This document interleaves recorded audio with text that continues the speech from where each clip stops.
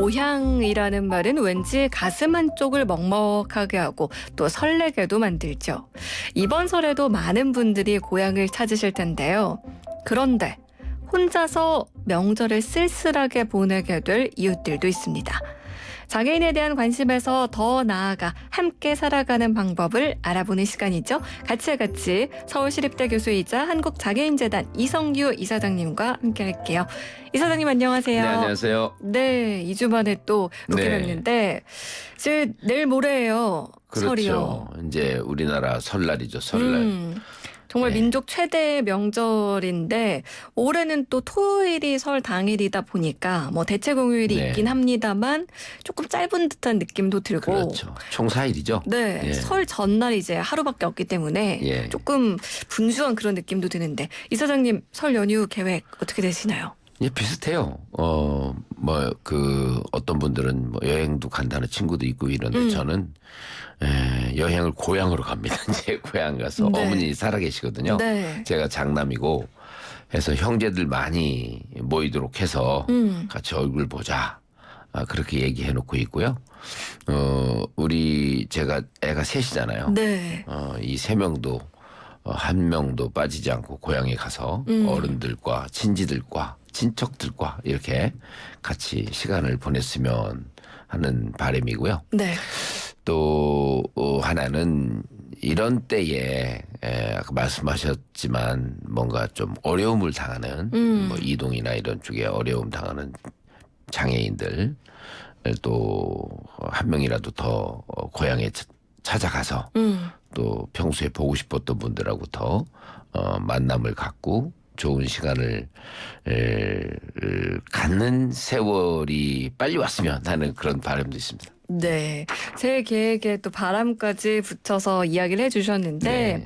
사실 뭐 설 명절 연휴에 너무 힘들다. 네. 이제 좀 이런 것들 뭐 허례허식 같은 거 하지 말자라고 이야기하는 그런 분위기도 많습니다만 네. 사실 명절이라는 걸 핑계 삼아서 가족 모두가 모일 수 있는 계기가 되는 것 같기도 해요. 그런 것 같아요. 네. 이제 종교, 가족 종교나 개인의 종교에 따라서도 좀 다르지만 요즘은 대체적으로 어떤 차례를 지낸다거나 그 조상을 섬긴다거나 하는 근엄한 마음보다는 지금 말씀하셨던 이제 같이 하는 네. 예?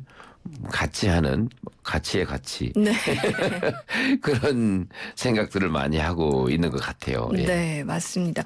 요즘은 뭐 각자 바쁘다 보니까 이렇게 또 날 잡아서 온 가족이 네. 모이기가 쉽지 않아서 그런 의미를 부여하시는 분들도 참 많은데요.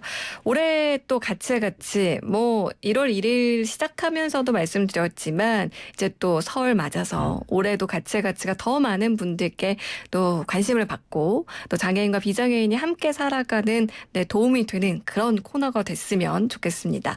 이사장님 오늘 어떤 이야기를 좀 해볼까요? 예, 혹시 귀포족이라는 말 들어보셨어요? 귀포족이요? 예, 귀포족. 뭐 흔히들 요즘에 뭐 결혼을 포기하고 취업 포기하고 뭐 포기하는 데서 뭐 M포족 뭐 이런 거 들어봤는데 귀포족인 뭘까요? 그러니까 귀성을 포기하는. 명절에 귀성을 예. 포기하는 사람들. 그렇죠. 이제 그런 얘기로 많이 쓰는데 네.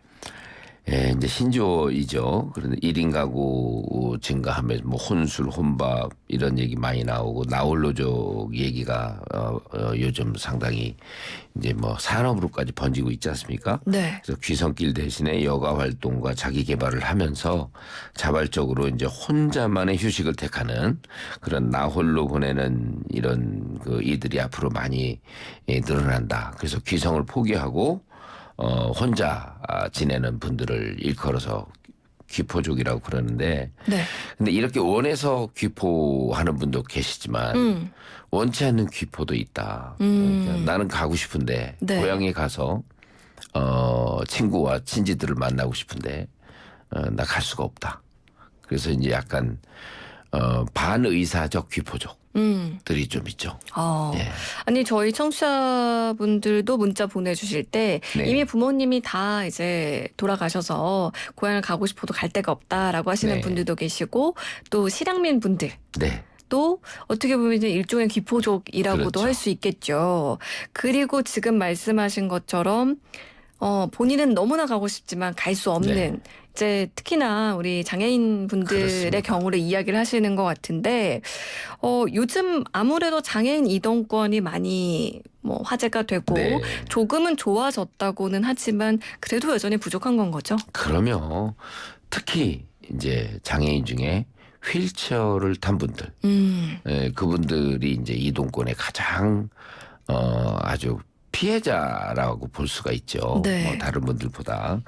그래서 이런 명절이라든가 뭐 또는 뭐 모든 일상생활에서 불편을 당하고 있는데 이제 버스라든가 기차 이런 대중교통 중에서 멀리 가는 장거리 대중교통으로 들어가면 네. 이건 진짜 이제 심각한 문제가 발생을 합니다.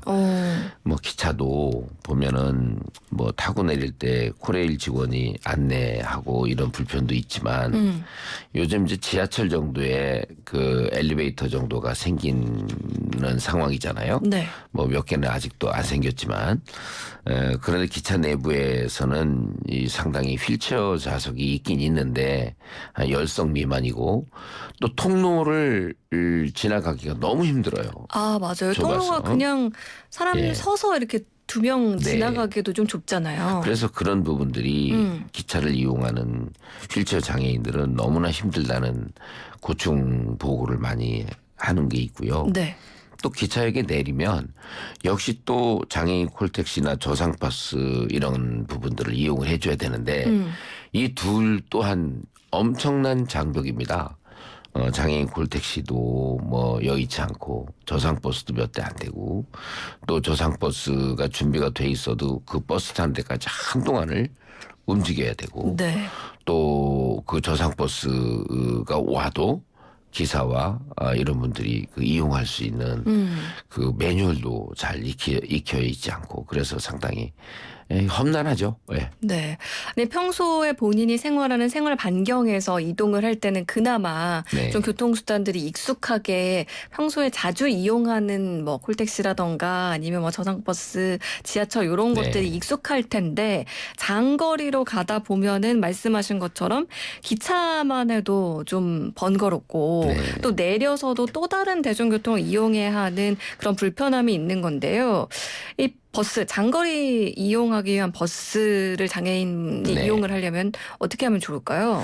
근데 이제 고속버스와 시외버스인데요. 그 부분들이 정말 이용 자체가 불가능하다가 지난해 여름부터 이제 시범 운행이 돼서요. 몇 개 노선을 지금 시범 운행하고 앞으로 확대한다고 하는 네. 그런 게 계획 단계에 있습니다.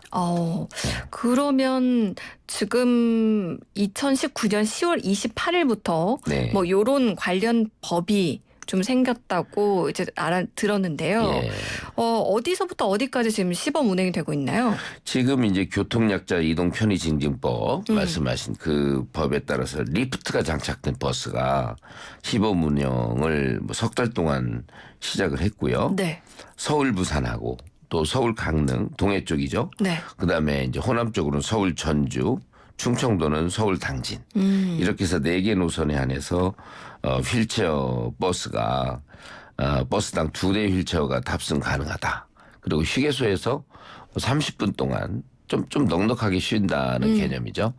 그렇게 좀 휴식하는 그런 그 시스템으로 그 시범 운행을 했습니다. 네. 뭐 전체 버스 좌석에서 이제 휠체어 2대가 탑승할 수 있는 네. 그런 이제 버스가 시범 운행 중인 건데요. 시범 운행을 해 보면 이제 문제점과 또 개선해야 할 점들이 나타나겠죠. 예, 이제 일반적으로 시범 운행하면서 이제 문제점을 발견하는데 그 중에서 발견된 것 중에 우리가 손쉽게 들을 수 있는 거는 수동 휠체어잖아. 수동 휠체어 이제 손으로 가는 네. 그런 수동 휠체어를 사용하는 분들이 일반 좌석으로 이제 옮겨 앉을 때 그때 이제 불편함. 그러니까 그다음에 휠체어로 버스에 타서 예. 이제 일반 좌석으로 옮겨 앉아는 이게 누구의 도움이 무조건 필요하겠네요. 그렇죠. 예. 그리고 이제 앉은 뒤에 그 휠체어 누군가가 치워줘야 되죠. 접어줘야 되고요. 네. 예. 그리고 이제 버스에서는 이제 리프트가 작동할 때 그 음악 소리가 나잖아요. 네. 그 음악 소리가 날 때 일반 버스 승객들이 온통 그쪽을 집중하고 쳐다보게 되거든요. 그래서 그 시선도 그렇고 또 이제 그런 부분들이 이제 불편하다. 네.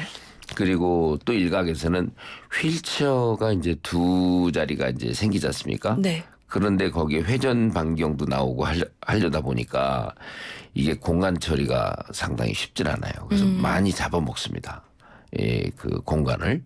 그래서 이런 부분들이 이제 버스 업계에서는 조금 우리가 손해를 좀 봐야 된다. 수익적인 측면에서. 그렇죠. 네. 그런 호소를 좀 하는데 어떻게 보면 이 부분은 꽉 찰 때 얘기고요.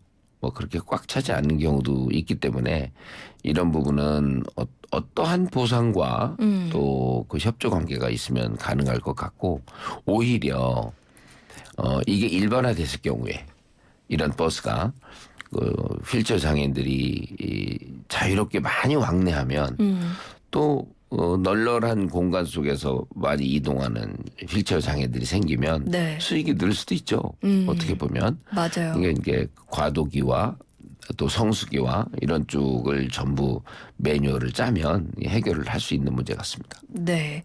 그 예전에 이사장님께서 장애인 여행 관련해서 예, 이야기를 예. 해주실 때도 기억하시는군요. 네. 예. 일단은 장애인 분들께서 많이 이용을 해줘야 관련 네. 서비스나 이런 것들에서 더 개발이 되기도 한다. 그렇죠. 이런 호텔 이야기도 말씀 지난번에 우리 이 시간에 했었죠. 네. 네. 그런 이야기도 해주셨었는데 그래도 일단은 지금은 시범 운영을 하고 있는 상태니까 네. 그나마 없을 때보다는 네. 조금이나마 이동권 그리고 저희 오늘 퀴즈 정답 휴게소기도 했는데 네. 휴게소에 들려서 간식도 드실 수 있는 그런 이제 상황이 만들어져서 그나마 그건 좀 다행이라는 생각이 드네요. 네. 해외 사례를 좀 볼까요? 이게 이제 외국에서는 제가 말씀하셨듯이 유럽 쪽을 좀 다녀봤는데 네. 정말 장거리 여행이 휠체어 장애인들에게 상당히 편하게 돼 있어요. 연결이 잘 돼 있고 기차와 버스와 또 조그만 차와 큰 차와 이렇게 참 잘 돼 있는데 미국 같은 경우도 보니까 고속버스 업체 중에 그레이하운드라고 네. 우리가 많이 봤죠. 미국 다녀오신 분들은 그레이하운드를 많이 보셨을 거예요. 이 자사 고속버스의 100%를 휠체어 탑승 가능한 차량으로 다 바꿨습니다. 그리고 영국의 고속버스 업체 중에 내셔널 익스프레스 이 회사도 꽤 큰데요. 네. 모든 노선에 이제 휠체어 리프트가 설치된 버스가 운행 중에 있고 이런 걸 보면 이제 우리가 노면 상태라든가 또 휴게 시스템이라든가 이런 것만 조금 같이 연결시키고 바꾸면 좀 될 수 있지 않을까 하는 가능성도 엿보고 있고요. 흰 GT에는 좀 이런 부분들이 활짝 열렸으면 좋겠습니다. 네.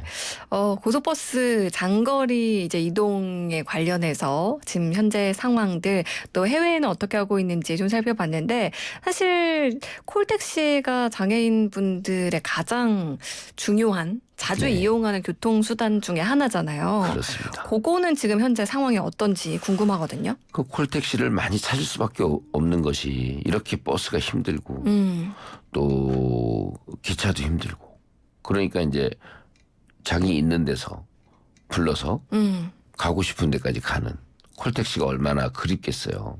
근데 이제 부른다 그러면 이 장애인들의 발이 오는데 막 2시간, 3시간까지 걸리고 2-3시간요? 예. 그리고 막 비 오고 이런 날은 더 아주 그 혼잡스럽습니다. 그래 이제 더 기다려야 되고 그래서 뭐 이게 이제 서울 같은 경우는 시설공단에서 운영을 하거든요. 네. 그래서 여러 가지 논의가 있었습니다. 이거를 하나의 이동 시설로 봐야 되느냐. 그래서 시설공단에서 관리를 하고 있는데 아니면 장애인 당사자들의 이동의 편의를 돕는 복지냐. 그래서 이거를 서울복지재단에서 해야 되느냐. 이 사업을. 그래서 논의도 있고 그런 상태인데 아직까지는 시설관리공단에서 해요. 네. 어떻든지 간에 지금 시설공단의 얘기를 들어보면 또 지금 장애인 콜택시가 19년 11월 기준으로 할 때에 437대. 네. 인데 하루 요청건이 4,113명 이제 요청을 하기 때문에 네. 상당히 많은 요청이 있는 거죠. 거의 10배 이상의 요구가 들어오고 있는데 그걸 다 그렇죠. 처리하지 못하는 네. 그런 상황인 건데요. 평상시에 그 정도면 명절이나 이렇게 이동이 더 많을 때는 더 심각하겠네요. 이게 명절에는 더 심각한 것이 연휴에 그 휴무 차량이 생겨요. 아, 그러니까 이제 이 37대, 437대 중에서 몇 대가 이제 쉬는 거죠. 그러면 더더욱 가는 사람은 많고 또 갈 차는 없고 네. 하니까 더더욱 부족한 상황이고, 또 문제는 이제 광역자치단체와 일반 시도 간에 이게 매뉴얼이 달라요. 그래서 만약에 인천에서 KTX까지 차 타고 오지 않습니까? 네. 올 때는 인천에서 가능한데 인천차가 KTX에 와서 인천으로 모셔갈 수는 없습니다. 아, KTX역이 있는 뭐 용산이나 서울역에서 그렇죠. 인천으로 가는 거는 그렇죠. 그게 좀 쉽지 않아서 네. 뭔가 광역 그 시도 간에 뭔가 이게 이 절벽이 있어요. 운행에 있어서 요금도 좀 체계가 다르고. 네. 그래서 이런 부분들이 이제는 아니 가는 사람이 중요하지. 가는 사람 입장에 맞춰서 어딜 가든지 쭉 연결시켜 줘야 되잖아요. 네. 타기 쉽게 하고. 그런데 이제 행정편의가 아직까지 그쪽에 딱 들어가 있어서 관료제죠. 하나의 협조가 잘 안 되는 그런 그 행정 할거주의랄까? 그런 게 아직까지 이 장애인 콜택시에도 있어서 이 부분을 가지고 고민들을 많이 하세요. 멀리 가시는 분들은. 네. 예. 이 빨리 해결을 해야 될 것 같습니다. 그러게요. 이 명절 앞두고 또 좋은 소식을 함께 나눴으면 좋을 텐데 네. 또 이렇게 이동권과 관련해서 또 쉽지 않은 분들이 계시다는 거 많은 네. 분들이 좀 알아주셨으면 좋겠고요. 이사장님 오늘 네. 또 특별히 같이 듣고 싶은 노래가 있어서 준비해 오셨다면서요? 예, 뭐 노래 자체는 상당히 즐겁고 추억 속에 잠길 수 있고 뭐 바램도 있고 이런 노래인데요. 어릴 적 동네 이야기 속에 빠지는 그런 그 우리 설날에 알맞은 노래 같아서 골라봤는데요. 마마무의 고향이를 좀 듣고 싶습니다. 네. 마마무의 고양이 띄워드리면서 이성규 이사장님과는 인사 나눌게요. 오늘 말씀 고맙습니다. 네, 감사합니다.